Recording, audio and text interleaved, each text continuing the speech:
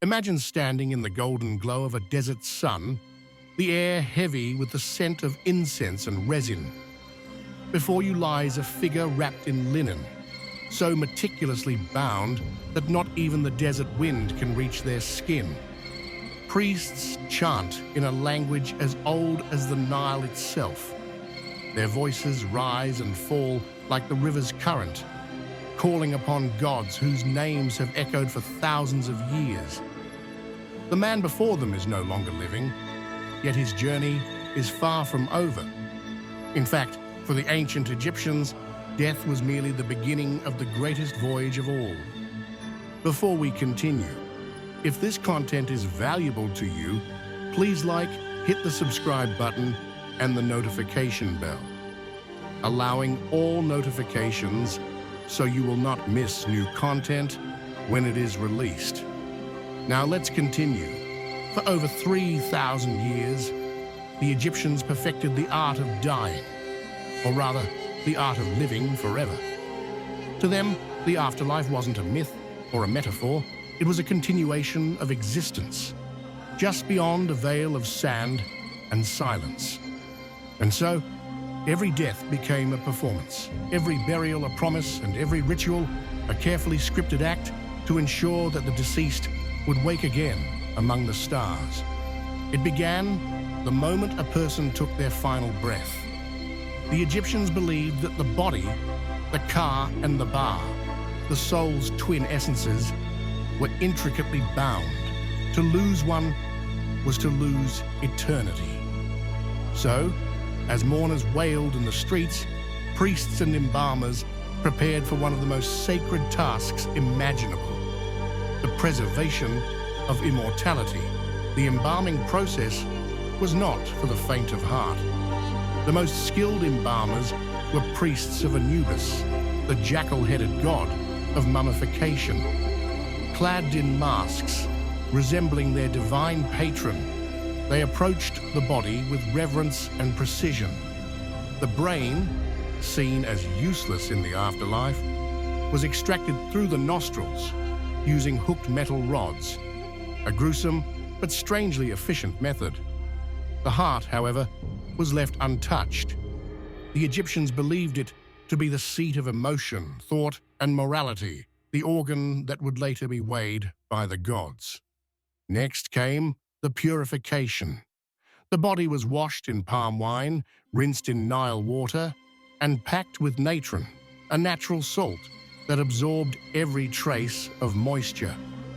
For 40 days, the deceased rested, cocooned in silence, as flesh and bone transformed into something timeless. But the physical preservation was only half the story. The magic was in the ritual. When the mummified body was finally ready, it was carefully anointed with sacred oils and wrapped in hundreds of yards of linen. Each layer was accompanied by a prayer, a spell, or a symbol meant to guard the spirit on its perilous journey. Amulets of gold and lapis lazuli were tucked between the wrappings: the Eye of Horus for protection, the scarab for rebirth, the Ankh for eternal life. One of the most critical moments was the opening of the mouth ceremony. This was no mere formality, it was resurrection. Using a ritual blade, the priests touched the mouth and eyes of the mummy, symbolically restoring the senses so the deceased could breathe, eat, and speak in the afterlife. Without this rite, the spirit would be doomed to wander, mute, blind, and helpless in the darkness beyond. The funeral procession itself was a grand affair. Imagine the slow march through the sand. Family members dressed in linen and mourning wigs, professional wailers crying out in grief so that the gods would take notice. Servants carried canopic jars, each holding a vital organ: the liver, lungs, stomach, and intestines, guarded by the 4 sons of Horus.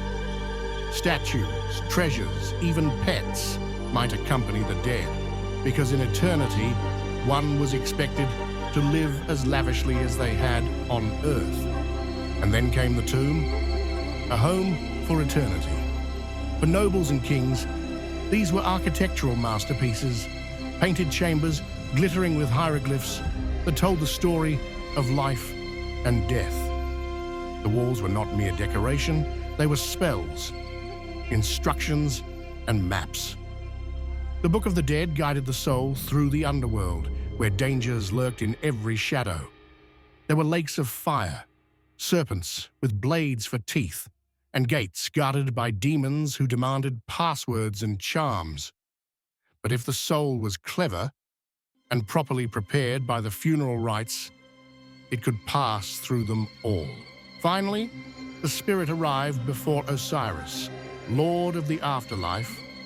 Here in the Hall of Two Truths, the heart was placed upon a golden scale. On the other side lay the feather of Ma'at, the goddess of truth and order. If the heart was light, free of sin and deceit, the deceased was declared Ma'keru, true of voice, and welcomed into the eternal paradise of the Field of Reeds, a mirror image of the Nile Valley, lush and endless. But if the heart was heavy with wrongdoing, it was devoured by a monstrous goddess named Amit, part lion, part hippopotamus, part crocodile. For the Egyptians, there was no fiery hell, only the terror of complete annihilation. Every element of the funeral, from the chants to the perfumes to the gold-laden coffins, was a weapon against that annihilation. Even the positioning of the mummy, facing east toward the rising sun, symbolized rebirth and renewal. To awaken with Ra each morning, to cross the sky and return to the underworld each night. That was the rhythm of eternity.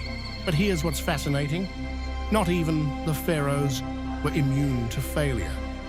Archaeologists have discovered mummies whose burial rites were incomplete.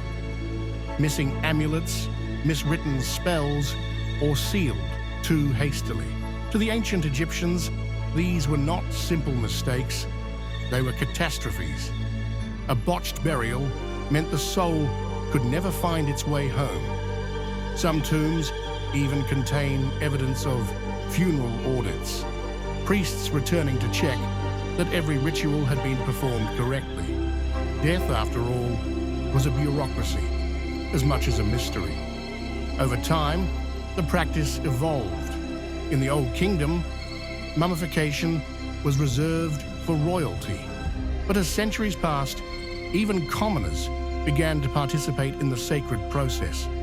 The desire for eternal life became the great equalizer. Tomb paintings depict farmers, fishermen, and mothers all entering the Field of Reeds. Their daily labors transformed into eternal joy. The afterlife was not an escape. It was perfection. And yet, in their obsession with death, the Egyptians left behind the most vivid legacy of life. Their tombs preserved not only bodies, but stories, letters to loved ones, fragments of songs, and prayers written in shaky hieroglyphs. They wanted to be remembered, to be spoken of, because to be remembered was to live again. To speak the name of the dead, they said, is to make them live once more.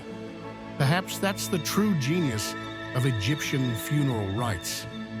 They weren't just about the dead, they were about us, the living, who continue to look upon their faces, read their names, and wonder what eternity must have felt like beneath the golden sands of the Nile. Even now, thousands of years later, when archaeologists unseal a tomb and find a perfectly preserved mummy, the ancient promise seems to whisper through the dry air. Death is not the end. It is the beginning of the longest journey of all. If you have enjoyed this video, here are some other videos you also might like. Thank you for watching.